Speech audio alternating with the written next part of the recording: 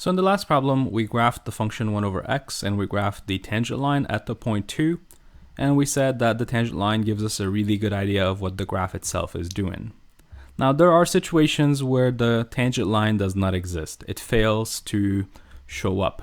It does not even exist. There's no slope basically.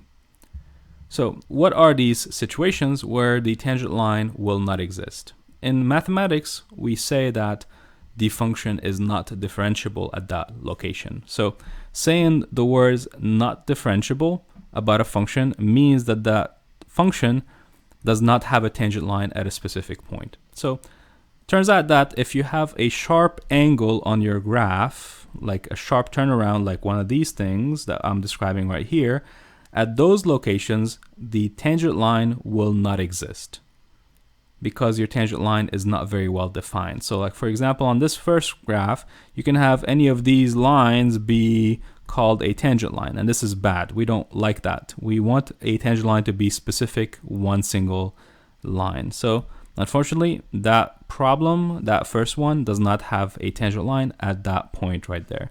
And the same thing is true about the second graph that I'm showing you here and the third graph that I'm showing you there. So anytime you have a sharp angle or a sharp corner, the derivative will not exist, meaning there is no tangent line at that point. Another place where you don't have tangent line on a graph is when the graph becomes vertical for a moment. So in part 2, or in example 2 right here, you have a spot right down in the middle where the tangent line would have been a vertical line like that. Anytime you have a vertical line as a tangent line, we say the tangent line does not exist because the slope of a vertical line is undefined. So we say that the function again is not differentiable at the point x equal to a. And finally, the place where you don't have a derivative is any place on the graph where you have a jump. So like on this point right here, we jumped from the bottom to the top. We made a massive leap right there. So at that location, the location called A, again, we don't have a derivative, meaning there is no slope at that location. So this is just an observation to make over here. Most of the time we're interested in problems where there is a derivative, but I just want you to know that the derivative does not exist all the time. I just want you to be aware of that fact basically. So in example 5, it says, where is the function f of x not differentiable? So that's another way of saying, where is the function not going to have a derivative? So in order to do this problem, I'm just going to start by graphing the xy plane and kind of give you an idea of what the graph looks like when you graph this function. So this can be done on a calculator, and I'll show you how to do that in a second. But just very briefly, x minus 6 will touch the x-axis where the point is equal to 6. And the graph of these absolute value problems looks normally like a V. So I'll show you that on a calculator in a second. And this is the graph of the absolute value of x minus 6. And as you can see, probably, there is a sharp turn at the point 6. So we say that f of x is not differentiable at that location. So in other terms, f of x is not differentiable means that f of x does not have a tangent line at the point x equal to 6. At every other point on the graph, there is a derivative.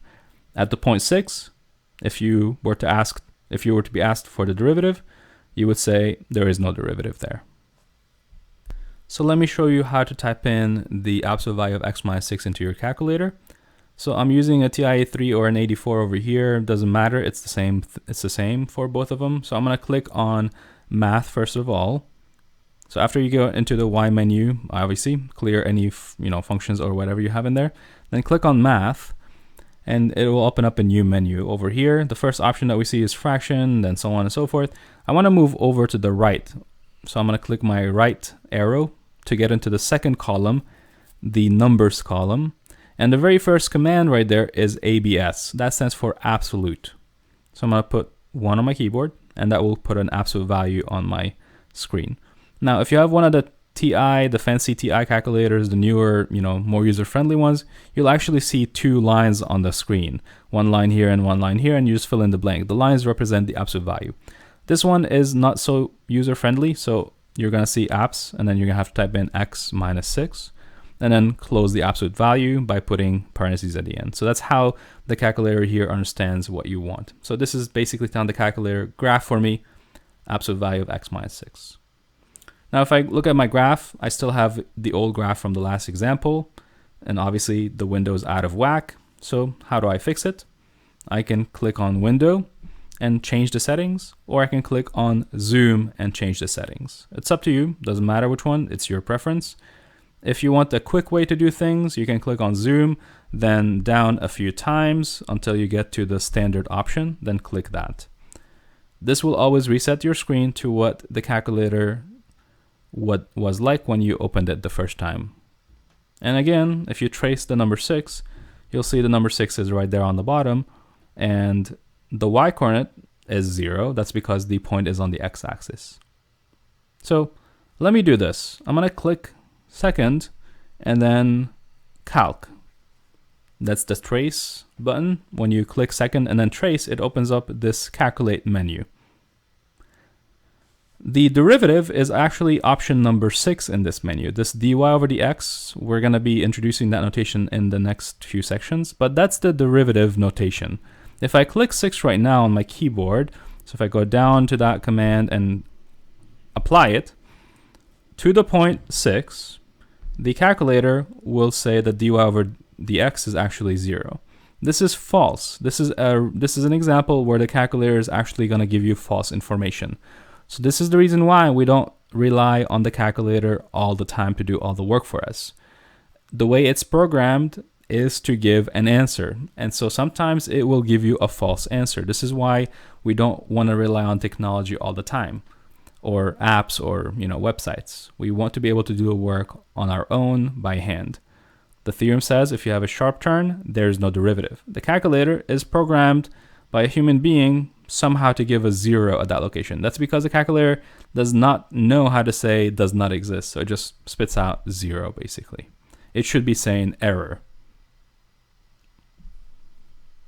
So to wrap it up, anytime you have a sharp turn on a graph, then you will say that the function is not differentiable.